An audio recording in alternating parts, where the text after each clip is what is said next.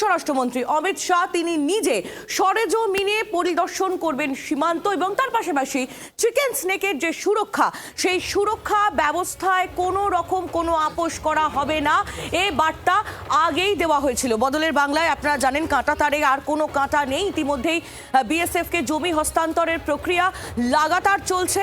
উত্তরবঙ্গে যে বিশেষ বৈঠক সেই বৈঠকে একাধিক গোয়েন্দা সংস্থার শীর্ষ কর্তা বিএসএফ রাজ্য প্রশাসন তাদের সঙ্গে অমিত শাহর এই বৈঠক।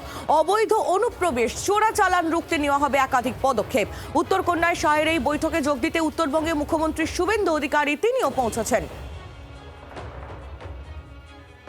সব মিলিয়ে এই সুরক্ষা বৈঠকে কোন কোন বিষয় নিয়ে আলোচনা হতে পারে আমরা একটু জেনে নিই। বিক্রম দাসের থেকে আমাদের প্রতিনিধি রয়েছেন এই মুহূর্তে আমাদের সঙ্গে একেবারে সরাসরি। বিক্রম, আপডেট।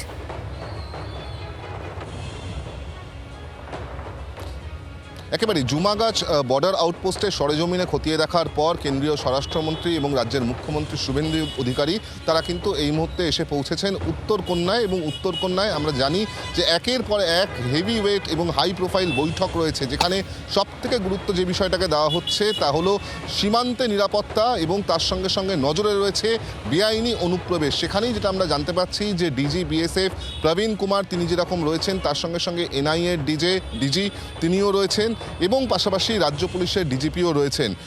রাজ্যের মুখ্য সচিব থেকে শুরু করে স্বরাষ্ট্র সচিব এবং অন্যান্য প্রশাসনিক কর্তাদের উপস্থিতিতেই এই বৈঠক চলছে, যেখানে একদিকে যে বিষয়টা আমরা জানতে পাচ্ছি যে মূলত এই যে ফেন্সিংয়ের কাজ শুরু হয়েছে বা এতদিন যে কাঁটাতারে কাটা ছিল সেই কাটা আপাততভাবে চলে গিয়েছে। রাজ্য সরকার তা কিন্তু বিএসএফকে জমি হস্তান্তরের যে প্রক্রিয়া সেই প্রক্রিয়াও শুরু করে দেওয়া হয়েছে। সেক্ষেত্রে ফেন্সিং এই মুহূর্তে কোন পর্যায়ে রয়েছে এবং কতদিন এই ফেন্সিং শেষ হতে লাগবে, তার পাশাপাশি যেটা আমরা জানতে পাচ্ছি যে মূলত ইললিগাল ইমিগ্রেন্টস যারা রয়েছেন তাদের খুঁজতে কি কি প্রক্রিয়া কি কি পদক্ষেপ না হচ্ছে এই বর্ডারিং এলাকাগুলো থেকে, সেই সমস্ত বিষয় নিয়ে কিন্তু এই মুহূর্তে একটা বৈঠক চলছে। এবং এই বৈঠক সেদিকে নজর থাকবে, তুমিও নজর রাখো। ধন্যবাদ তোমায়। বিক্রম দাস আমাদের প্রতিনিধি সরাসরি আমাদের সঙ্গে ছিলেন। আপনাদের শোনাবো রাজ্যের মন্ত্রী অগ্নিমিত্রা পাল তিনি কি বলছেন এই বৈঠক নিয়ে, শুনুন।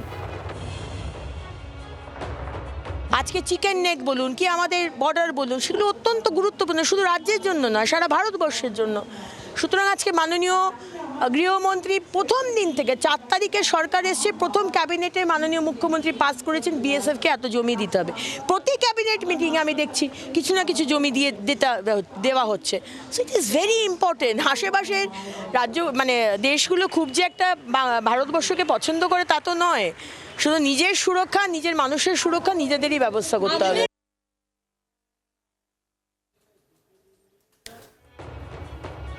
আপনারা জানেন যে ইতিমধ্যেই রাজ্যে গুন্ডা দমন আইন লাগু হয়েছে এবং সেই আইন লাগুর পর রাজ্যের আইন শৃঙ্খলা পরিস্থিতি ঠিক কতটা উন্নত হয়েছে বা আইন শৃঙ্খলা পরিস্থিতি এই মুহূর্তে কেমন সেই পুরো বিষয়টা খতিয়ে দেখবেন খোদ কেন্দ্রীয় স্বরাষ্ট্রমন্ত্রী অমিত শাহ এবং তার একাধিক কর্মসূচি। একেবারে মেগা এই রিভিউ বৈঠক রয়েছে আগামীকাল। আজ যেমন সীমান্ত সুরক্ষা খতিয়ে দেখছেন অমিত শাহ, তেমনি আগামীকাল তিনি অপরাধ দমন আইন শৃঙ্খলা নিয়ে মেগা রিভিউ বৈঠক করবেন। বৈঠকে থাকবেন এনআইএ ডিরেক্টর জেনারেল সহ সিবিআই ডিরেক্টর, হাই ভোল্টেজ এই বৈঠকে থাকবেন ইডির ডিরেক্টর, এনসিবি ডিরেক্টর সহ তদন্তকারী সংস্থার শীর্ষ কর্তারা। বৈঠকে একাধিক গুরুত্বপূর্ণ বিষয় নিয়ে আলোচনা হওয়ার সম্ভাবনা রয়েছে, এমনটাই সূত্র মারফত খবর পাওয়া যাচ্ছে।